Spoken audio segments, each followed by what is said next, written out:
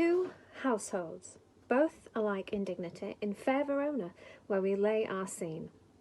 From ancient grudge break to new mutiny, where civil blood makes civil hands unclean. From forth the fatal loins of these two foes, a pair of star-crossed lovers take their life, whose misadventured piteous overthrows doth with their death bury their parents' strife.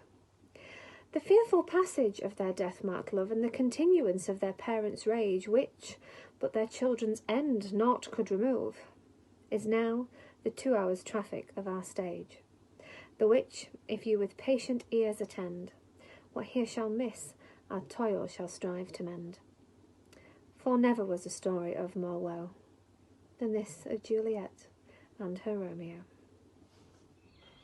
Farewell. God knows when we shall meet again.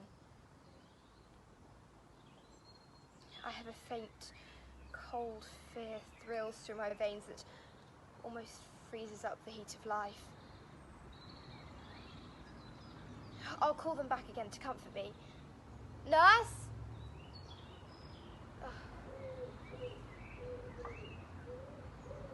What did she do here? My dismal scenes I needs must act alone.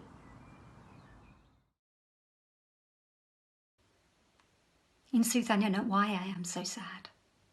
It wearies me. You say it wearies you. But how I caught it, found it, or came by it, what stuff 'tis made of, whereof it is born, I am to learn. And such a want wit sadness makes of me, that I have much ado to know myself. The quality of mercy is not strained. It droppeth as the gentle rain from heaven above upon the place beneath. It is twice blessed. It blesseth him that gives and him that takes.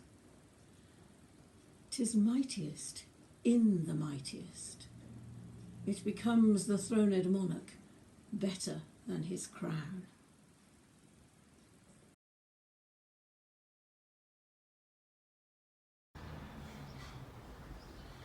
And what's he then that says I play the villain, when this advice is free I give, and honest? Probable to thinking, and indeed, the course to win them o'er again. For 'tis most easy the inclining Desdemona to subdue to any honest suit. She's framed as fruitful as the free elements. He is so infettered to her love that she may make, unmake, do what she list, even as her appetite shall play the god with his weak function. How am I then a villain to counsel? Why then, build me thy fortunes upon the basis of valour. Challenge me the Count's youth to fight with him, hurt him in 11 places. My niece shall take note of it, and assure thyself there is no love broker in the world can more prevail in man's commendation with woman than report of valour.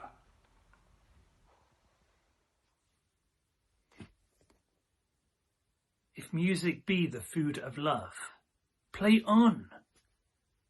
Give me excess of it, that surfeiting the appetite may sicken, and so die. That strain again. It had a dying fall. Oh, it came o'er my ear like the sweet sound that breathes upon a banquet of violets, stealing and giving odour. Well, I am a gentleman. I'll be sworn thou art. Thy tongue, thy face, thy limbs, actions, and spirit to give thee fivefold blazon. Not so fast, soft, soft, unless the master were the man. How now? Even so quickly may one catch the plague. Methinks I feel this youth's perfections with an invisible and subtle stealth to creep in at mine eyes. Well, let it be. What ho, Malvolio? after this same peevish messenger, the county's man. He left this ring, would I or no? Desire him not to flatter with his lord, nor hold him up in hopes. I'm not for him. If that the youth will come this way tomorrow, I'll give him reason for it. Hie thee hither.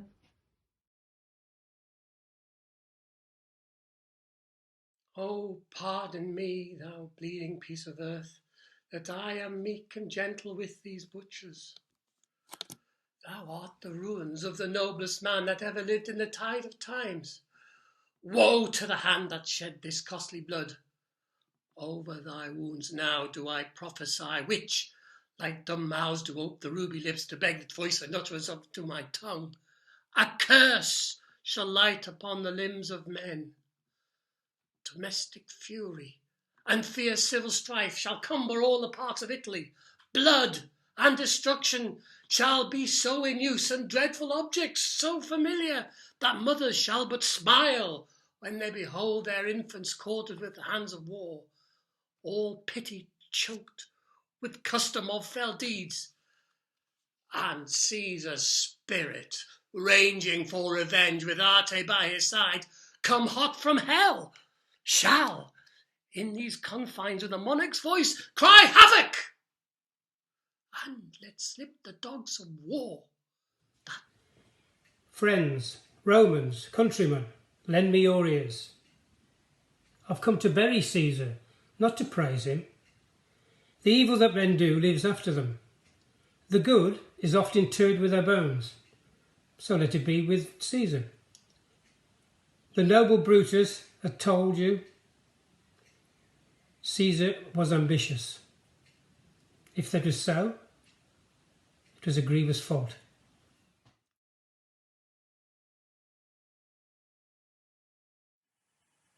Then God be blessed. It is the blessed sun. But sun it is not when you say it is not, and the moon changes even as your mind. What you will have it named, even that it is, and so it shall be for Catherine.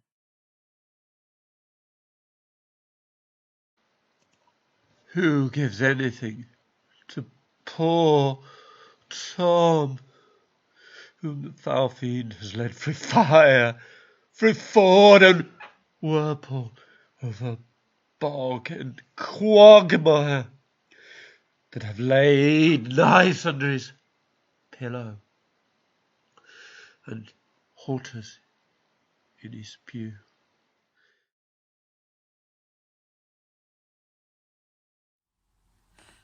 Since I am unable to prove a lover, to entertain these fair well-spoken days, I am determined to prove a villain,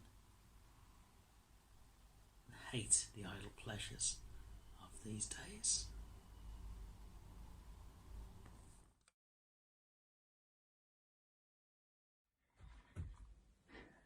To be or not to be? That is the question. Whether 'tis nobler in the mind to suffer the slings and arrows of outrageous fortune, or to take arms against a sea of troubles, and by opposing end them.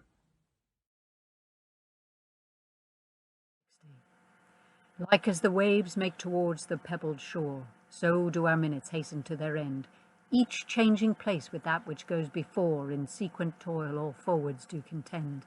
Nativity, once in the main of light, crawls to maturity, wherewith, being crowned, crooked eclipses 'gainst his glory fight, and time that gave doth now his gift confound.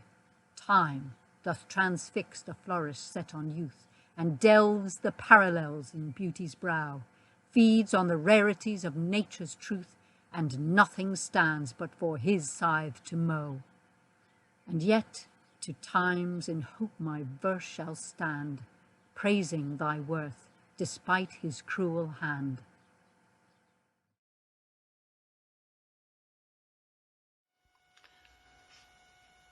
For God's sake, let us sit upon the ground and tell sad stories of the death of kings, how some have been deposed, some slain in war, some haunted by the ghost they have deposed, some poisoned by their wives, some sleeping killed, all murdered.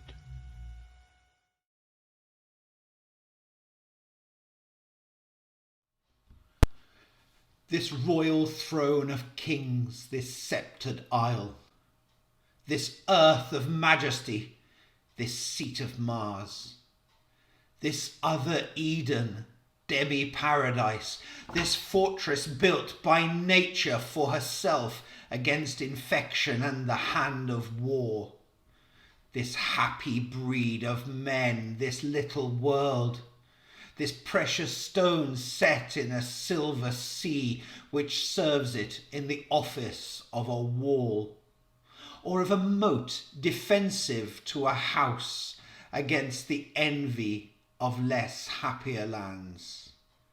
This blessed plot, this earth, this realm, this England,